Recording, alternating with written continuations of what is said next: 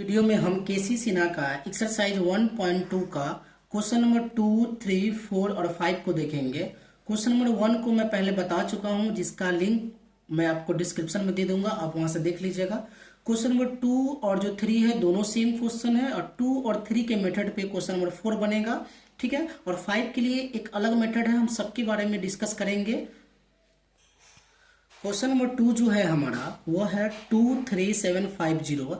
एक नंबर है, उसमें 5 का अधिकतम घात क्या होगा ये पता करना है। तो चलिए हम बनाते हैं। सबसे पहले क्या करेंगे, जो आपका 23750 है इसका अभाज्य गुणनखंड करेंगे, जो कि क्वेश्चन नंबर में हम 1 में जैसे जैसे किए थे सेम उसी तरह। देखिए लास्ट में 0 है तो ये 2 से कटेगा।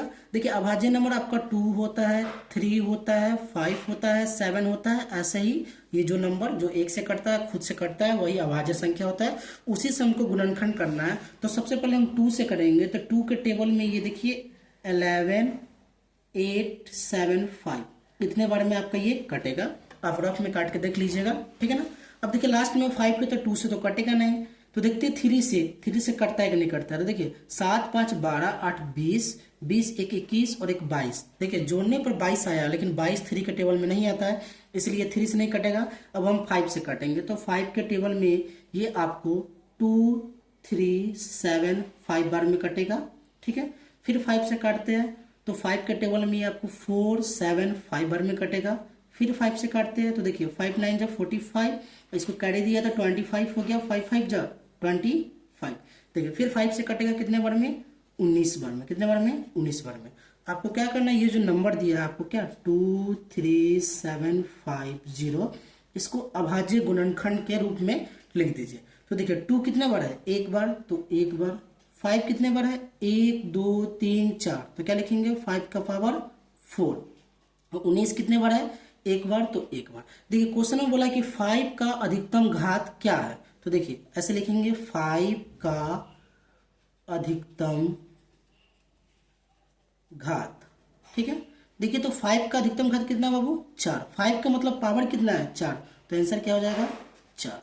अगर यहाँ पे 5 रहता तो आंसर कितना होता, 5। 6 रहता पावर तो 6, लेकिन यहाँ पे हमारा अधिकतम घात कितना है 4, तो इसलिए इसका आंसर कितना होगा 4।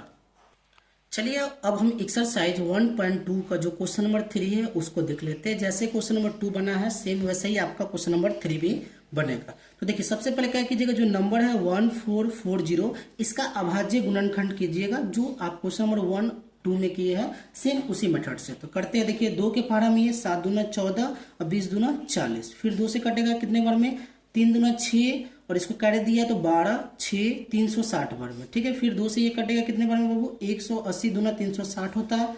फिर 2 के पहाड़ा में ये 90 बार में। फिर ये 2 के पहाड़ा में ये 45 बार में। अब ये 3 से कटेगा, 3 से कितने बार में, 15 तिया 45। फिर ये 3 से कटेगा, 3 पचे 15। देखिए लास्ट में कौन सी संख्या है, अभाज्य संख्या, मतलब कि इसके आगे ये अब ये नहीं कटेगा। तो क्या करेंगे, ये जो नंबर है आपका 1440 आप उसको ऐसे लिख दीजिए अभाज्य गुणनखंड के विधि में, ठीक है ना। देखिए 2 कितने बड़ा है, 1, 2, 3, 4, 5, तो 2 का पावर आप क्या लिखिएगा 5। 3 कितने बार है, 1, 2, तो 3 का पावर कितना लिखेंगे हम 2। और 5 कितने बार है, 1 बार है, तो 1 बार।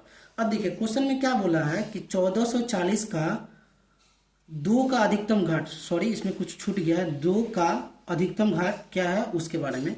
तो देखिए तो 2 कितने बार है, 5 बार, तो क्या लिखेंगे 2 का अधिकतम घात, ठीक है।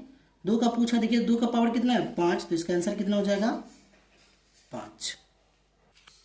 अब हम नेक्स्ट क्वेश्चन जो एक्सरसाइज 1.2 का क्वेश्चन नंबर 4 है उसको देखते हैं।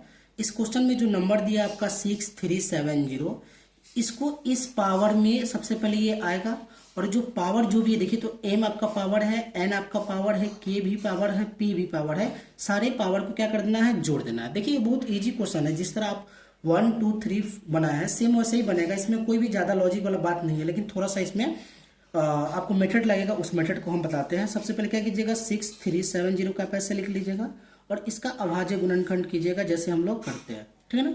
तो करेंगे तो 2 से कितने बार में आएगा बाबू 3, 1, 8, 5। फिर देखिए लास्ट में 5 आ गया तो 2 से तो कटेगा नहीं, 3 से चेक करते हैं तो देखिए 8 5 13, 1 14, 3 17, 3 के पारा में 17 नहीं आता है, मतलब 3 से भी नहीं कटेगा, तो हम किसे काटेंगे 5 से। तो 5 के पारा में कितने बार में 637 बार में, ठीक है। अब देखिए लास्ट में 7 आ गया तो ये 5 के पहाड़ा में भी नहीं आएगा। तो अब हम देखिए दूसरा हमारा, देखिए सबसे पहले तो 2 होता है, 3 होता है, 5 होता है, 7 होता है, मतलब कि ये सारा हमारा अभाज्य संख्या है। तो 2 से तो काट लिए, 5 से भी काट लिए, अब किसे काटेंगे हम 7 से। किसे काटेंगे 7 से। तो 7 के पहाड़ा में कितने बार में 91 बार में। तो क्या यहाँ पे क्या लिखेंगे 91, फिर ये 7 से कटेगा 13 सते 91। देखिए लास्ट में कौन सी संख्या आ गया 13। 13 खुद एक अभाज्य संख्या, इसका मतलब ये अब किसी से नहीं कटेगा। तो आपको कुछ नहीं करना, ये जो नंबर है 6370 इसको अभाज्य गुणनखंड के रूप में लिख देना। तो चलिए लिखते हैं। 2 देखिए तो कितना बार बहु आया है, एक बार तो एक बार। 5 कितने बार, एक बार तो एक बार। 7 कितने बार, 2 बार तो 2 बार। और 13 कितने बार, एक बार तो एक बार। मतलब कुछ भी नहीं है तो पावर आपका कितना कितना है, 1 1 1। देखिए यहाँ पे भी बोला था, देखिए तो 2 से कटेगा, देखिए तो 2 से कटा है। 5 से कटेगा तो 5 से कटा है। 7 से कटेगा तो 7 से कटा है। 13 से कटेगा तो 13 से ये कटा है। अब क्या करना है कि जो भी ये आपका जो भी ये पावर दिख रहा है वही आपका क्या है MNKP। तो ये आपका M है।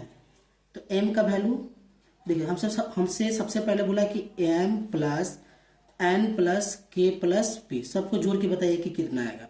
तो देखिए पहला पावर 1 तो M आपका कितना है 1, दूसरा पावर भी 1 तो N आपका कितना है 1, तीसरा पावर 2 तो K आपका कितना है 2, और चौथा पावर है आपका P तो P आपका कितना है 1 1। सबको जोड़िए 1 1 2 2 2 4 और 1 कितना आएगा 5। तो इसका आंसर कितना होगा 5, ठीक है ना।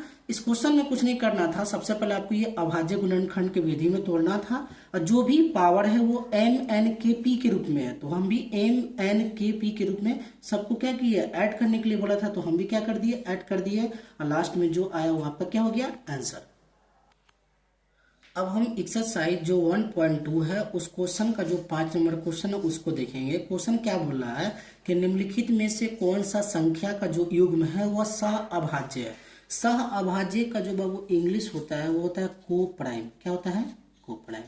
और जो सह अभाज्य संख्या होता है मतलब जो को प्राइम संख्या होता है, कोई भी आपका 2 नंबर दिया रहा है। देखिए यहाँ पे दिया है 32 62, यहाँ पे क्या दिया हुआ है 18 और 25, और यहाँ पे क्या है 31 और 93। तो क्या करना कि जो दोनों संख्या होगा उस संख्या का आप HCF निकालिए। क्या निकालिएगा HCF, जो भी मेथड से आपको निकालना निकाल लीजिएगा।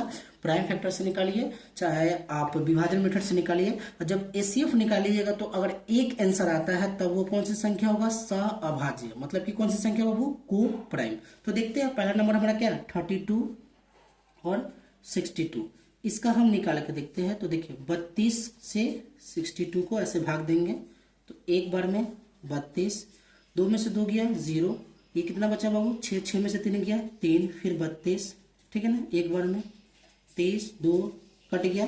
अब देखिए कितना है 23, 15 दूना 23। देखिए लास्ट में जिस संख्या से कट जाता है वही आपका HCF होता है। तो इस संख्या का देखिए तो बाबू HCF वो आपका कितना आया 2 आया।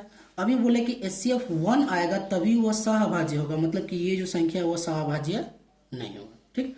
अब जो दूसरा क्वेश्चन है हमारा, दूसरा क्वेश्चन जो है हमारा वो है आपका 18 और 25। तो यहाँ पे दूसरा को बना के देखते हैं 18 और 25। 18 से 25 कैसे डिवाइड दीजिए, ठीक है ना। 18 एकम 18, 15 में से 8 गया तो कितना बचेगा 7, और ये कैरी दिया तो कट गया। फिर 18, 7 दूना 14, 8 में से 4 गया 4, फिर 7 से 4 एकम 4, 7 में से 4 गया 3, फिर यहाँ पे 4 आ जाएगा 3 एकम 3, फिर 4 में से 3 गया 1, और यहाँ 3, 1 के पारा में 3 आता है कितने बार में 3 बार में, तो 3। देखिए लास्ट में जिस संख्या से कटता है वही आपका HCF होता है। तो लास्ट में किससे कटा, देखिए तो 1 से कटा है। तो इस संख्या जो मतलब कि दूसरा नंबर बना रहा है इसका HCF कितना है, HCF आपका 1 है। तो जब HCF 1 है तो ये कौन सी संख्या होगा सहअभाज्य संख्या। तो ये कौन सी संख्या है सहअभाज्य है। अब जो तीसरा क्वेश्चन है, तीसरा जो आपका क्या है आपका 31 और 93। अब इसको हम बनाते हैं तो 31 और 93 को ऐसे बनाएंगे 31 और 93। तो ये 3 बार में कट जाएगा। देखिए 3 3 जा 3 1 जा 3 और 3 3 जा 9, कट गया। तो देखिए इसका जो कटने के बाद जो HCF आया वो कितना आया आपका 31 आया है, क्या है 31। देखिए हम तीनों क्वेश्चन बनाए, तो पहला क्वेश्चन जब बनाए तो इसका एचसीएफ 2 आया, दूसरा बनाए तो इसका एचसीएफ हमारा 1 आया, और तीसरा जब बनाया तो इसका एचसीएफ कितना है 31 आया। अभी बताया है कि जब दो संख्या दिया हो उस दोनों संख्या को बनाइएगा, जिसका एचसीएफ 1 आएगा वही आपका सहभाज्य। तो इसमें देखिए तो दूसरे वाले संख्या का ही एचसीएफ 1 आया, इसलिए यहाँ पे लिखेंगे इसलिए जो 18 और जो 25 है आपका वो कौन सी संख्या है, सहअभाज्य संख्या। ठीक है। अब देखिए जब एग्जाम में आएगा तो आपको बारी बारी से बना के वहां पे दिखाना पड़ेगा कि यहाँ इसका एचसीएफ 1 नहीं है इसलिए ये सहअभाज्य नहीं है, इसका भी एचसीएफ 1 है, इसका एचसीएफ 1 है इसलिए ये सहअभाज्य है, इसका एचसीएफ 1 नहीं है इसलिए ये सहअभाज्य नहीं है।